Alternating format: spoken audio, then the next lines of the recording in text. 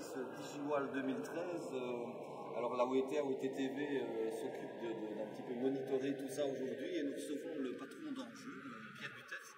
Alors d'abord, peut-être pour ceux qui ne connaîtraient pas Enjeu, en 2 mots, qu'est-ce que vous faites, quelle est votre activité?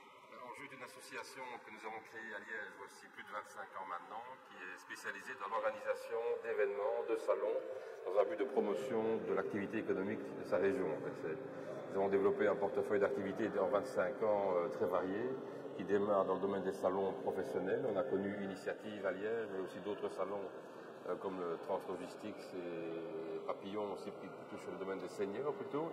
Et puis un autre département qui touche tous les événements d'extérieur, plutôt tournés vers le grand public, dont le plus connu est le village de Noël de Liège. Il y a aussi des événements comme Retrouvailles, bien connu à Liège également, le village gaulois, et un festival de cinéma aussi, qui lui est plutôt international, qui est le Festival Image et Santé, donc un portefeuille d'une dizaine d'activités récurrentes qui fonctionnent depuis 25 ans. Pardon.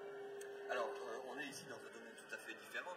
Qu'est-ce qui a motivé à un moment donné un opérateur spécialisé dans les événements à monter un événement sur le domaine de l'ICT, des technologies de l'information et de la communication? Comme toujours, c'est le constat, bien entendu, qu'il y avait un besoin, qu'il nous semblait, qu'il apparaissait qu'il y avait un besoin dans cette matière-là pour les entreprises, qu'il y avait encore un manque d'information, un manque d'idées, un manque de dynamisme dans ce sujet-là, qu'il y avait matière à créer un événement un petit peu nouveau. On renonce un peu au salon à l'ancienne, puisque le monde de l'Internet a un peu tout changé. D'ailleurs, le temps où les salons étaient conçus, l'information est un peu révolue, c'est beaucoup plus complexe maintenant. Les événements sont plutôt conçus pour mettre les personnes en relation, créer du networking et donner aussi place à des échanges qui donnent lieu à des idées. Et donc le secteur de tout ce qui est un peu lié à l'Internet et aux technologies de la communication nous semblait à des secteurs importants à promouvoir, et ce n'est pas la OET qui nous a détrompés sur le sujet. Voilà, effectivement, puisqu'on a montré par les différents baromètres que la OET a publiés qu'il y a vraiment encore un problème aujourd'hui d'adoption d'usages avancés. Alors, vous êtes entouré d'un certain nombre de partenaires, alors je vais les lire pour ne pas les oublier, il y a l'Infopole Prostotique, Technifutur, Technofutur et la WT. Alors, c'était un véritable défi de monter cet événement, mais finalement aujourd'hui, on a une soixantaine d'exposants.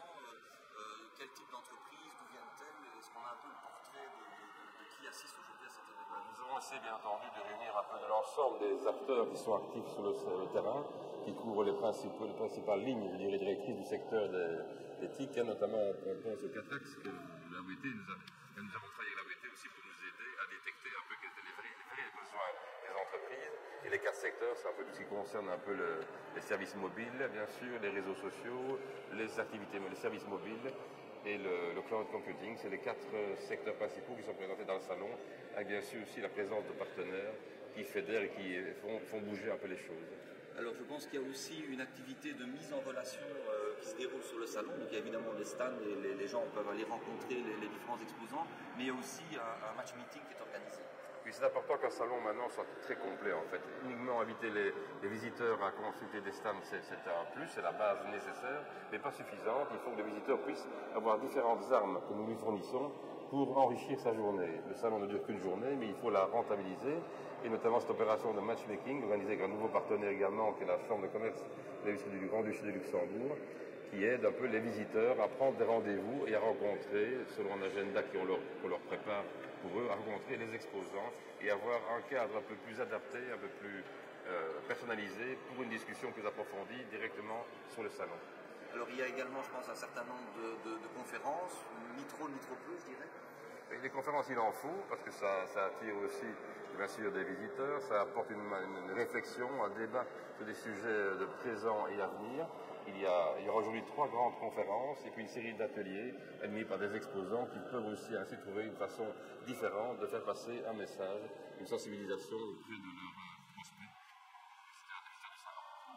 Alors, quand on voit un petit peu la disposition du salon, je pense que ce que vous avez voulu faire aussi, c'était jouer un maximum sur l'interactivité, l'interaction entre les visiteurs et les exposants. Éviter d'avoir quelque chose de statique, un peu entre guillemets à l'ancienne. Tout à fait. Il y a bien sûr des zones où on peut se rencontrer. Il y a cette zone centrale où il y a des bornes où on peut s'échanger ses cartes de visite, où on peut également avoir accès aux informations données par les exposants.